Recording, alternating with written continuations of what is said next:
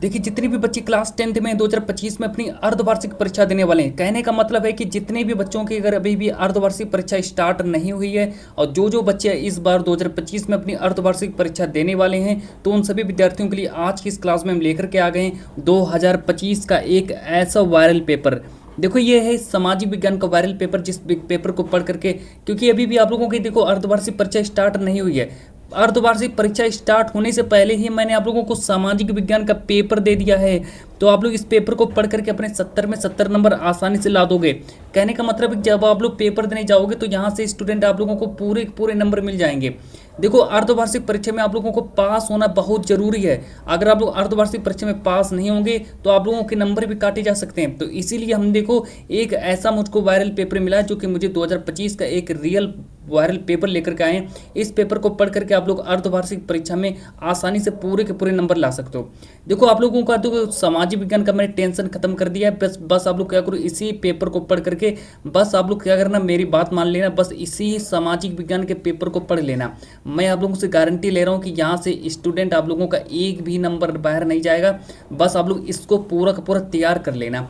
देखो, यहाँ पर अगर हम बात करें आप लोगों का जो नोट दिया है, कि नोट आप लोगों का दिया समय 3 घंटे, नोट दिया है आप लोगों का प्रारंभ के 15 मिनट परीक्षार्थियों को प्रश्न पत्र पढ़ने के लिए निर्धारित है। कहने का मतलब है कि जब आप लोगों को ये वाला पेपर दिया जाएगा तो सब कुछ यही रियल एकदम लिखा होगा, और यहाँ पर लिखा होगा समय 3 घंटे 15 मिनट आप लोगों को दिया जाएगा। तो इस तरीके से आप लोगों के सामने पढ़ने के लिए सबसे पहले दिया जाएगा। और एक देखो, अभी भी आप लोगों की अगर अर्धवार्षिक परीक्षाएं स्टार्ट नहीं हुई है, कहने का मतलब है कि आप लोगों की अर्धवार्षिक परीक्षा जो है 15 अक्टूबर से लेकर के और नवंबर तक स्टार्ट हो जाएंगी, है ना। तो नवंबर तक स्टार्ट हो जाएंगी। तो इसीलिए हम एक ऐसा वायरल पेपर लेकर के आए। सामाजिक विज्ञान का पेपर ही मुझे मिल गया है, बस आप लोग इसको पढ़ करके चले जाना। मेरी गारंटी है कि यहाँ से एक भी नंबर आप लोगों का सामाजिक विज्ञान से बाहर नहीं जाएगा। सब कुछ एकदम यहीं से प्रश्न मिलेंगे आप लोगों को एग्जाम में। देखो, निर्देश दिया है कि यह प्रश्न पत्र 2 खंड में विभाजित होने वाला है। सबसे पहले नोट को, निर्देश को पढ़ना बहुत जरूरी है। अब देखो, खंड आ में 20 अंक का जो आप लोगों का जो खंड आ जो रहने वाला है उसमें 20 अंक के 20 बहुविकल्पी प्रश्न पूछे गए हैं। फिर इसके बाद अगर हम बात करें कि खंड बा में आप लोगों का 50 अंक का वर्णनात्मक प्रश्न भी पूछा गया है। तो यहाँ से देखो आप लोगों का निर्देश समाप्त हो गया। लेकिन अब देखो यहाँ से स्टार्ट होता है आप लोगों का खंड आप बहुविकल्पी प्रश्न। इन प्रश्नों को जरूर से जरूर तैयार करो। मैं आप लोगों से 100% गारंटी ले रहा हूँ कि एक भी प्रश्न मेरे पर जो बाहर नहीं जाएगा। सब कुछ देखो, बस मैं आप लोगों से गारंटी ले रहा हूँ कि जब आप लोग पेपर देकर जब आप लोग अर्धवार्षिक परीक्षा का जब आप लोगों का जो 2025 में जो पेपर होगा, पेपर देकर के जैसे आप जाओगे वहाँ पर मिला लेना मेरे पर जो सब कुछ यही प्रश्न मिलेंगे, है ना। देखो, प्रश्न नंबर 1 कह रहा है सभी के सभी प्रश्नों को नोट भी करते चलो। एक भी प्रश्न को मत छोड़ना, सभी के सभी प्रश्नों को नोट करते चलो। कॉपी अलग से बना लो, सभी के सभी प्रश्नों को नोट कर लो कॉपी में, क्योंकि very very most important model paper है। बस आप लोग पूरा पढ़ करके चले जाना। पेपर है आप लोगों का अर्धवार्षिक पेपर है, बस पूरा एकदम तैयार कर लो। अब यहाँ पर देखो, अगर हम बात करें कि नेपोलियन का संबंध किस देश से था, वेरी वेरी इंपॉर्टेंट मॉडल, ये जो आप लोगों का अर्धवार्षिक परीक्षा है, बस यहाँ से आप लोगों का सब कुछ प्रश्न मिल जाएगा आप लोगों को कि नेपोलियन का संबंध किस देश से था। ये भी हमारा प्रश्न है, ये भी हमारा पेपर में 1 नंबर का प्रश्न आएगा। तो अगर हम इसके देखो, ऑप्शन नंबर 1 दिया जर्मनी, ऑप्शन नंबर 2 दिया है फ्रांस, ऑप्शन नंबर 3 दिया इटली, ऑप्शन नंबर 4 दिया इंग्लैंड। ये देखिए हमारे समय 4 आंसर दिए हैं कि नेपोलियन का संबंध किस देश से था। कहने का मतलब है कि जो नेपोलियन जो था किस देश में रहता था या फिर वो कहाँ रहता था, इसका मतलब ये है। अब यहाँ पर देखो, अगर हम बात करें कि नेपोलियन जो था कहाँ का निवासी था, तो नेपोलियन जो था आप लोग याद रखना फ्रांस का रहने वाला था। अब देखो बात करते हैं प्रश्न नंबर 2 के बारे में। प्रश्न नंबर 2 देखो हमसे कह रहे हैं कि महात्मा गांधी अफ्रीका से वापस कब आए। वेरी वेरी देखो, very very important model paper है ना। बस आप लोग तैयार कर लेना और पढ़ करके चले जाना। अब यहाँ पर देखो, अगर हम बात करेंगे, देखो हमारे पेपर में 1 नंबर का आएगा। अब बात करते हैं प्रश्न में कह रहा है कि महात्मा गांधी अफ्रीका से वापस कब आए। ऑप्शन नंबर 1 दिया 1914 में आए, ऑप्शन नंबर 2 दिया है 1915 में आए, और 1915 1919। ये देखिए हमारे सामने 4 ऑप्शन दिए हैं, लेकिन इसमें से हमको सही कौन सा करना है, सही हमको करना है। जब आप लोगों को जब ये वाला पेपर जब दिया जाए तो दूसरा वाला ऑप्शन में देख लेना, दूसरा प्रश्न क्या है। दूसरा प्रश्न आप लोगों को दिया जाएगा कि महात्मा गांधी अफ्रीका से वापस कब आए, तो दूसरे में से आप लोगों को सही कर देना, 1915 वाला सही करना है। इसको 3 ऑप्शन को सही करना। अब चलो बात करते हैं प्रश्न नंबर 3 के बारे में। देखो प्रश्न नंबर 3 में देखो हमसे एक मुख्यालय पूछा गया है कि संयुक्त राष्ट्र संघ का मुख्यालय कहाँ है। कि संयुक्त राष्ट्र संघ का मुख्यालय कहाँ है, पेपर में 1 नंबर का प्रश्न आएगा। और ये हमारा तीसरा प्रश्न रहने वाला है कि संयुक्त राष्ट्र संघ का मुख्यालय कहाँ पर है। ऑप्शन नंबर 1 दिया वाशिंगटन में, ऑप्शन नंबर 2 दिया जिनेवा में, ऑप्शन नंबर 3 दिया न्यूयॉर्क में, ऑप्शन नंबर 4 दिया ऑस्ट्रिया में। तो प्रश्न नंबर 3 का हमारा सही जवाब हो जाएगा न्यूयॉर्क। नोट कर लेना, न्यूयॉर्क को लगा देना।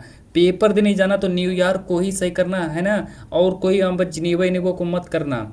आप लोग क्या करना, न्यूयॉर्क को ही सही करके चले आना, 1 नंबर मिल जाएगा आप लोगों को इसका। अब देखो प्रश्न नंबर 4 में देखो हमसे पूछा गया एक स्थापना से पूछी गई है कि अंतर्राष्ट्रीय मुद्रा कोष, जिसको हम IMF कहते हैं, है ना, इंटरनेशनल मॉनेटरी फंड इसको कहते हैं, कि अंतर्राष्ट्रीय मुद्रा कोष की स्थापना कब हुई थी। ये देखिए हमसे पूछा गया, पेपर में 1 नंबर का प्रश्न आएगा। देखो 1940 दिया, 1924 दिया, 1944 दिया, 1934 दिया। ये हमारे समय 4 ऑप्शन दिए हैं, लेकिन हमको बताना है कि अंतर्राष्ट्रीय मुद्रा कोष की स्थापना कब हुई थी। तो लगा देना 1944 को सही करके चले आना, ये हमारा सही ऑप्शन हो जाएगा। चलो अब हम बात करते हैं, मेरा देखो अगला प्रश्न देखो क्या है। अब यहाँ पर देखो हमारे सामने लिखा है कि प्रश्न नंबर 6 के बारे में बात करते हैं कि निम्नलिखित में से कौन सा संसाधन पुनः चक्रीय है। मतलब पुनः चक्रीय संसाधन कौन सा, ये हमसे पूछा गया, पेपर में 1 नंबर का प्रश्न आएगा। अब चलो इसके 4 ऑप्शन देख लेते हैं। देखो लोहा दिया है, पवन ऊर्जा दिया है, ज्वारी ऊर्जा दिया है, और फिर इसके बाद हमारे सामने अगला प्रश्न दिया है पशुधन। अब प्रश्न में कह रहा है कि निम्न में से कौन सा संसाधन है जो कोई पुनः चक्रीय है, पुनः चक्र में उसको ला सकते हैं, कौन सा संसाधन है। तो प्रश्न नंबर 6 का हमारा सही जवाब हो जाएगा लोहा को सही करके चले आना, लोहा को ही सही करना, और कोई ऑप्शन मत सही करना, लोहा को ही सही करना। अब बात करते हैं प्रश्न नंबर 7 के बारे में कि लौह अयस्क किस प्रकार का संसाधन है। पेपर में 1 नंबर का प्रश्न आएगा। प्रश्न कह रहा है कि लौह जो अयस्क है किस प्रकार का संसाधन, ये हमसे पूछा गया। 4 ऑप्शन देख लीजिए। तो प्रश्न नंबर 7 जो है, प्रश्न नंबर 7 जो है पेपर में 1 नंबर का आएगा। तो आप लोग देखो बात करते हैं कि लौह अयस्क किस प्रकार का संसाधन है। तो अगर हम इसके आंसर के बारे में बात करें तो प्रश्न नंबर 7 का हमारा राइट आंसर देखो क्या हो जाएगा, अनवीकरण योग्य, यानी कि हमारा ऑप्शन नंबर 3 हमारा सही हो जाएगा। ये वाला हमारा आंसर सही हो जाएगा। फिर देखो बात करते हैं प्रश्न नंबर 8 के बारे में।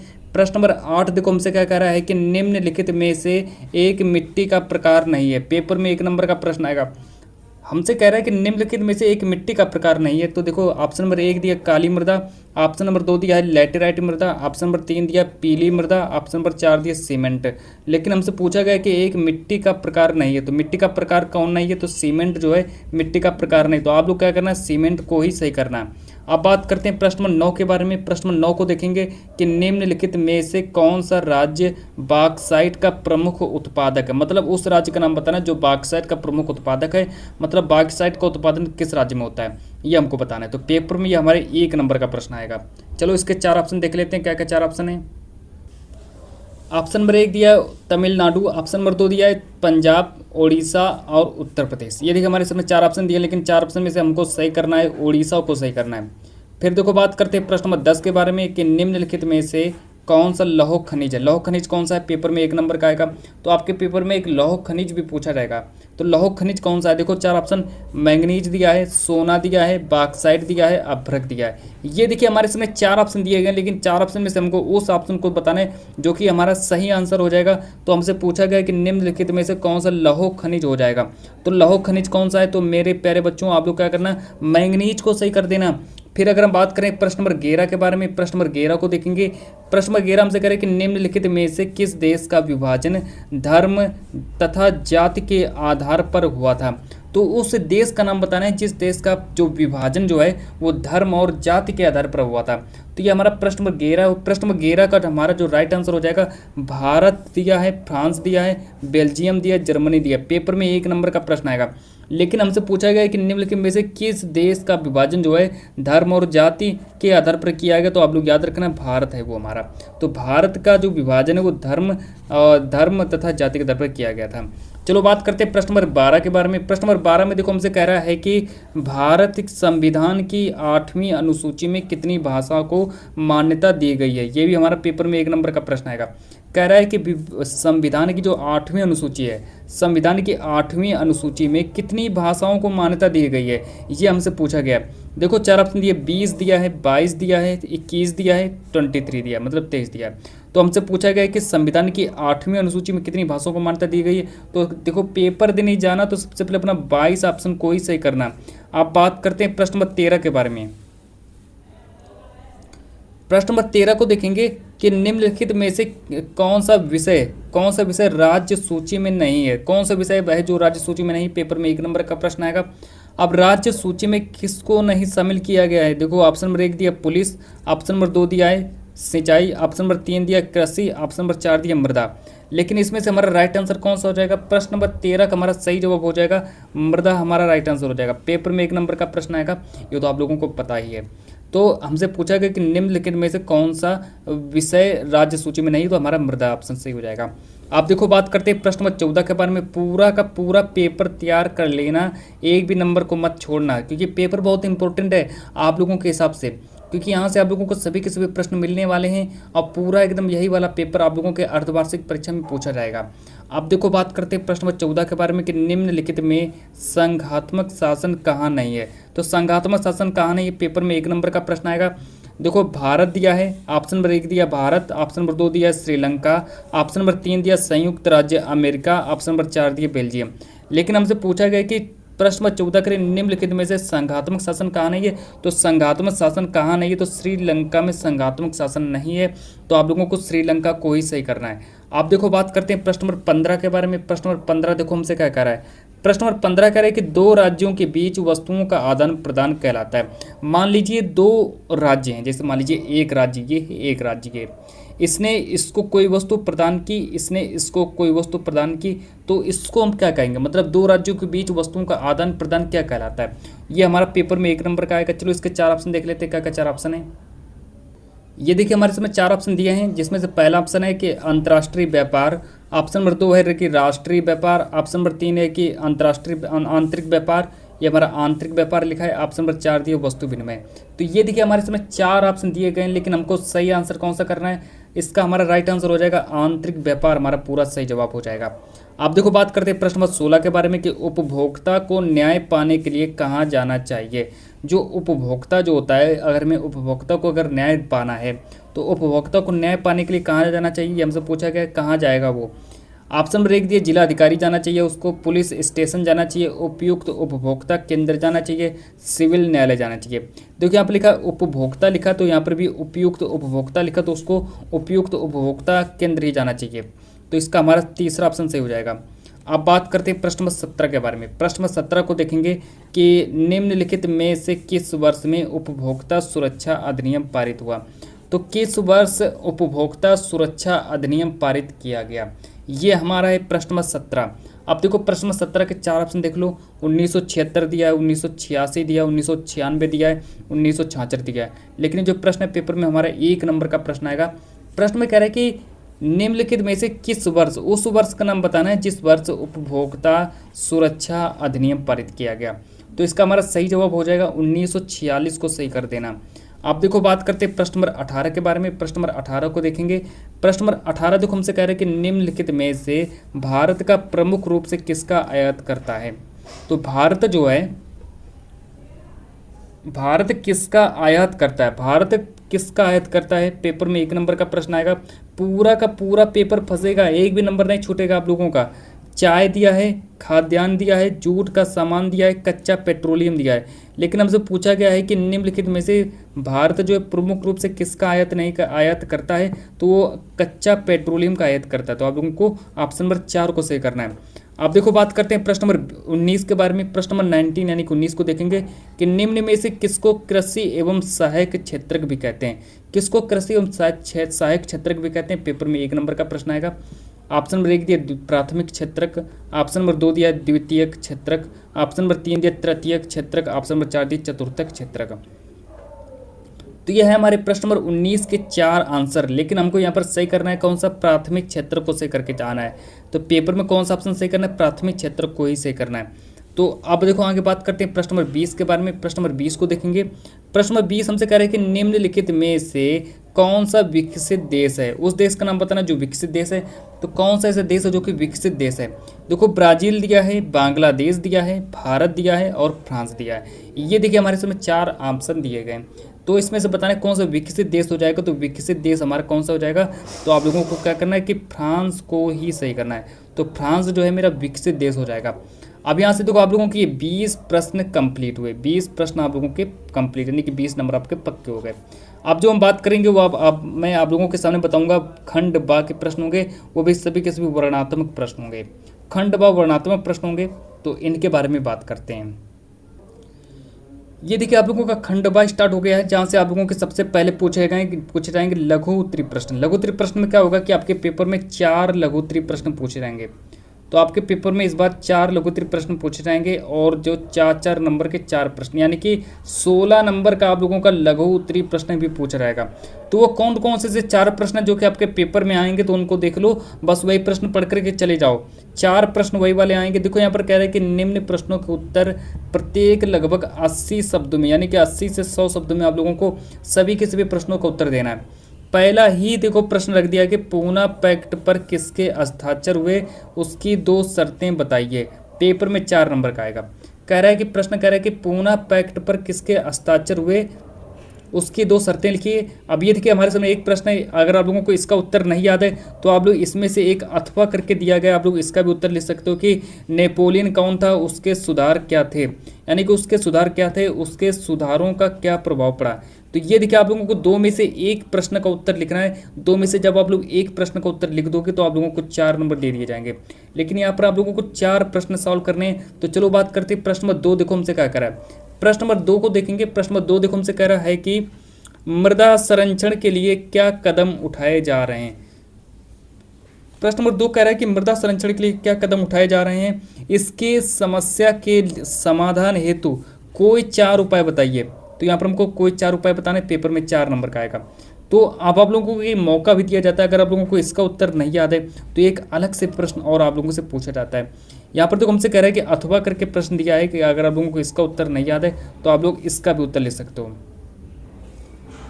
यहाँ पर देखो हमसे कह रहा है कि भारत में वन प्रबंधन को कितने भागों में विभाजित किया गया है, यानी कि जो आप लोगों को जो वन प्रबंधन है, वन प्रबंधन को कितने भागों में विभाजित किया गया उसके बारे में लिखना है। अगर आप वन प्रबंधन को कितने भागों में विभाजित किया गया तो हमारा 2 नंबर का ये पूछ लिया जाएगा, यहाँ से 2 नंबर मिल जाएंगे। और उनकी विशेषताओं का वर्णन करो। अगर आप लोग उनकी विशेषताओं का वर्णन कर देते हो तो आप लोगों को 2 नंबर इसका भी मिल जाएगा। आप देखो ये आप लोगों का हो गया, 2 प्रश्न आप लोगों के कंप्लीट हो गए लघु उत्तरीय प्रश्न में। आप इसके बारे में अगर हम आगे बात करते हैं प्रश्न नंबर 3 के बारे में। प्रश्न नंबर 3 को देखेंगे। प्रश्न नंबर 3 देखो हमसे कह रहा है कि एक संगठित क्षेत्र क्या है, मतलब कि हमको बताना है कि संगठित क्षेत्र क्या है और उस क्षेत्र का नाम भी लिखना है। संगठित क्षेत्र क्या है, इसके कोई 3 लाभ बताइए। संगठित क्षेत्र क्या है, अब जब आप लोग लिखेंगे संगठित क्षेत्र का तो 2 नंबर आप लोगों को इसका मिल जाएगा। और इसके कोई 3 लाभ बताइए। अब अगर आप लोग लाभ भी लिख देंगे तो इसके लाभ का आप लोगों को 2 नंबर मिल जाएगा। तो 2-2 मिलाकर आप लोगों का 4 नंबर बन जाएगा यहाँ से। तो ये देखिए आप लोगों के 4 नंबर देखिए पक्के हो गए, यानी कि तीनों के तीनों प्रश्न आप लोगों के मैंने बता दिए हैं। अब एक प्रश्न जो है और है, आप लोग उसको भी देख लीजिए।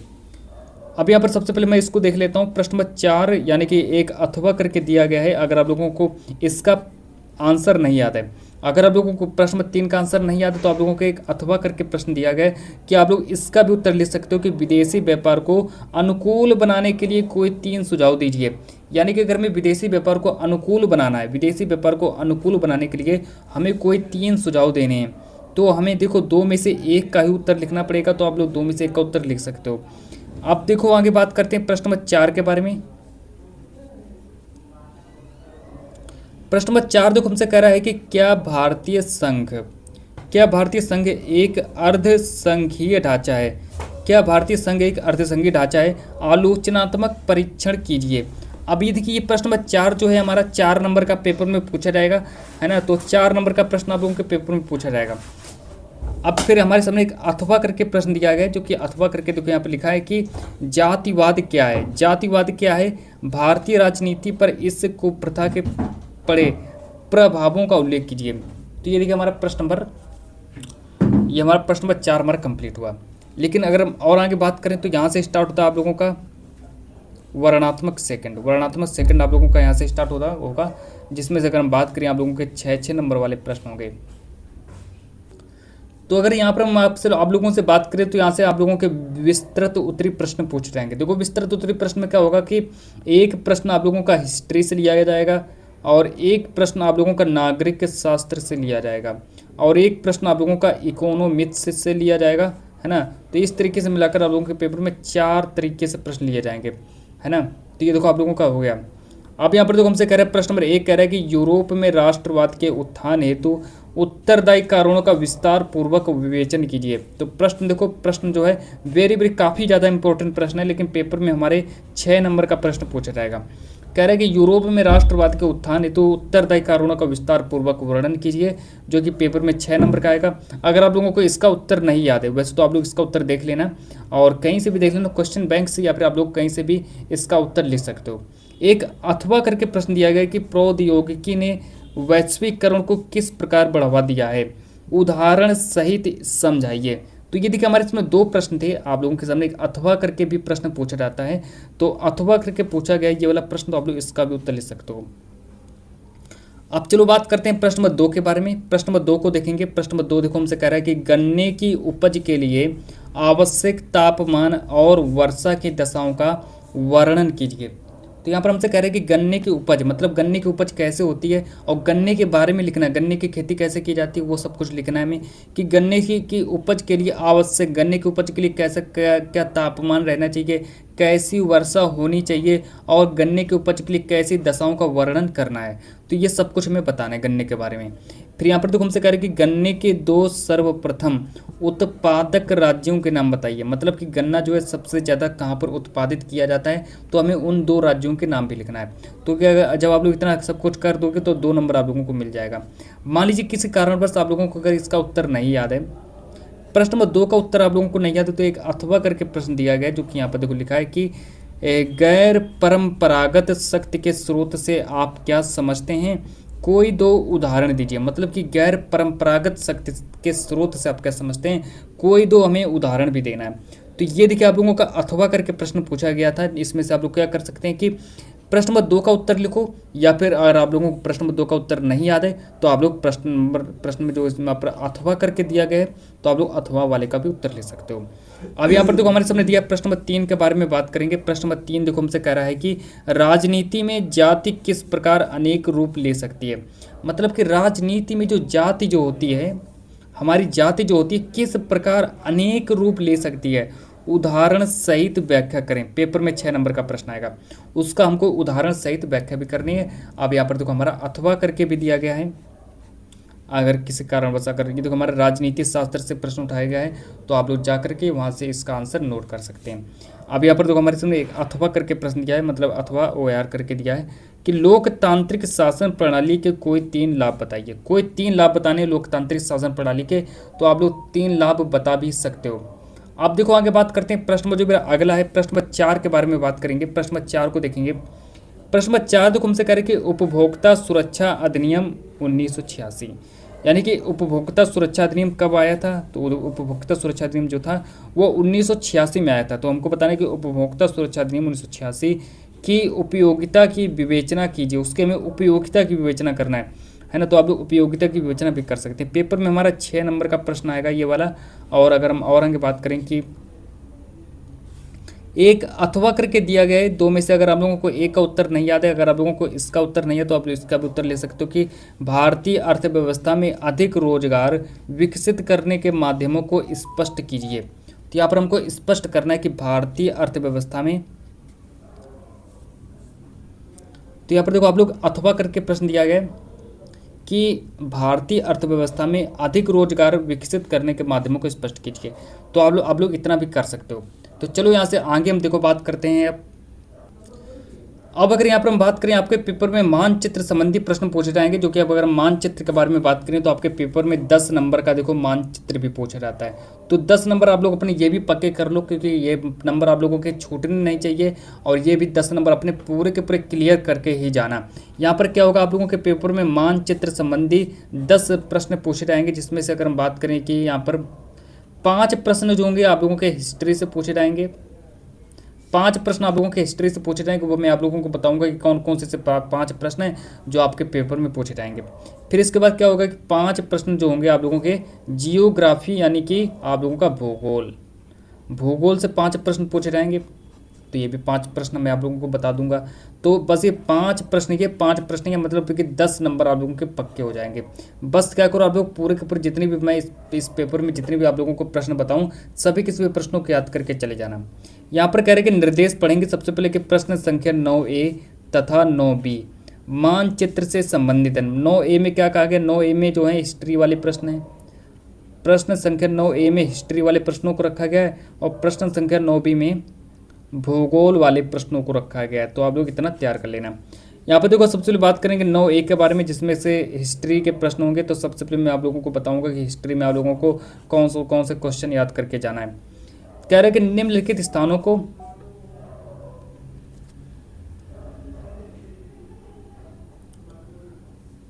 अब यहाँ पर देखो हम बात करते हैं कि यहाँ पर कह रहे हैं कि निम्नलिखित स्थानों को भारत के दिए गए रेखा मानचित्र में चिन्ह द्वारा नाम सहित दर्शाइए। सही नाम तथा सही अंकन के लिए 1/2 + 1/2 अंक निर्धारित हैं। तो इस तरीके से मैं आप लोगों को हिस्ट्री के सभी प्रश्न बता रहा हूँ। आप लोग क्या करिए, सभी के सभी प्रश्नों को नोट करके चले जाना। प्रश्न नंबर देखो 1 हमसे कह रहा है कि वह स्थान जहां जलियांवाला बाग हत्याकांड हुआ। तो जलियांवाला बाग हत्याकांड कहाँ हुआ, तो आप लोग क्या करना है, इसको नोट कर लेना, कहीं से भी आप लोग इसको तैयार कर लेना, है ना। किताब से आप लोग तैयार कर सकते हैं, आप लोगों के पास क्वेश्चन बैंक होगी तो आप लोग क्वेश्चन बैंक या फिर कहीं से भी किसी की सहायता से आप लोग इसको नोट कर सकते हैं। प्रश्न नंबर 2 के बारे में बात करते हैं कि पूर्ण स्वराज की मांग का प्रस्ताव किस स्थान पर पारित हुआ था। तो आप लोग इसका भी उत्तर लिख सकते हो। मतलब पांचों के पांचों प्रश्न मैं आप लोगों को बताऊंगा और पांचों के पांचों प्रश्न तैयार कर लो। बस यही सब कुछ आप लोगों को बोर्ड एग्जाम मतलब कि अर्धवार्षिक परीक्षा में यही प्रश्न सब आप लोगों को रखे हुए मिलेंगे, एक भी प्रश्न आपका बाहर नहीं जाएगा। प्रश्न नंबर 3 को देखेंगे कि वह स्थान जहाँ किसान सत्याग्रह हुआ। तो किसान सत्याग्रह कहाँ पर हुआ था, तो इसका भी आप लोग जवाब आंसर ढूंढ लेना और कहीं से भी आप लोग इसको तैयार कर लेना।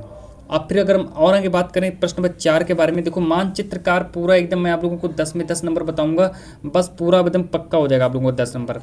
यहाँ पर कह रहे हैं कि वह स्थान जहाँ नील की खेती वाले किसानों ने सत्याग्रह, मतलब कि सत्याग्रह कहाँ पर किया था, जो नील की खेती वाले जो किसान लोग जो थे उन्होंने कहाँ पर किसानों का सत्याग्रह किया। तो इसका भी आप लोग जवाब दे सकते हैं। प्रश्न नंबर 5 देखो, वह स्थान जहाँ 1927 में कांग्रेस का अधिवेशन हुआ था। तो जितने भी बच्चों को अगर इन पाँचों के पाँचों प्रश्नों का उत्तर याद है तो सभी के सभी बच्चे मुझे कमेंट में कर दीजिए। पाँचों के पाँचों प्रश्नों का जवाब मुझे कमेंट में चाहिए। सभी के सभी बच्चे मुझे कमेंट कर देना। अब आगे बात करते हैं प्रश्न नंबर 9। प्रश्न नंबर देखो 9 में क्या होगा, आप लोगों का भूगोल से प्रश्न पूछे जाएंगे। भूगोल से कितने प्रश्न होंगे, 5 प्रश्न जो होंगे भूगोल से पूछे जाएंगे। तो मैं वो आप लोगों को बताऊंगा। देखो यहाँ पर आप लोगों के सामने एक मानचित्र भी दिया जाएगा। मानचित्र जो होगा आप लोगों को जब पेपर देने जाओगे तो वहीं पर ही आप लोगों को मानचित्र दे दिया जाएगा। लेकिन आप लोगों को क्या करना है, इन सभी के सभी प्रश्नों को याद भी कर लेना है। प्रश्न नंबर 1 कह रहे हैं कि राणा प्रताप सागर किस राज्य में स्थित है। आप लोगों के सामने कुछ इस तरीके का मानचित्र होगा। देखो मैं बना देता हूँ, इस तरीके का आप लोगों के सामने मानचित्र होगा। जैसे आप लोगों को अगर पता है कि जो महाराणा प्रताप सागर जो है किस राज्य में स्थित है, तो आप लोग वहाँ पर इस तरीके से चिन्ह बना दें। मतलब ये वाला जो चिन्ह है इसको यहाँ पर बना देना है, इसी तरीके बना देना। तो ये प्रश्न नंबर 1 आप लोगों का कंप्लीट हो जाएगा। अब बात करते हैं प्रश्न 2 के बारे में कि महाराष्ट्र की राजधानी का नाम बताइए। नाम लिखिए, मतलब कि जहाँ पर भी आप लोगों को देखिए मानचित्र जैसे आप लोगों को दिया जाए तो उसमें आज आप लोगों को दर्शाने के लिए कहा जाएगा। सबसे पहले आप लोगों से कहा जाएगा कि महाराष्ट्र की राजधानी बताइए। महाराष्ट्र की राजधानी कैसे क्या होती है, महाराष्ट्र की राजधानी को आप लोगों को बताना है। उसको मैं इस प्रकार के चिन्ह द्वारा भी दर्शाना है, उसको चिन्ह द्वारा नाम सहित दर्शाना है। जैसे आप लोग दर्शा देंगे तो आप लोगों को देखो 1 नंबर दे दिया जाएगा। और फिर इसके बाद हम आगे बात करते हैं। प्रश्न नंबर 3 के बारे में बात करेंगे कि मुंबई बंदरगाह को में इस प्रकार के चिन्ह द्वारा नाम से दर्शाना है।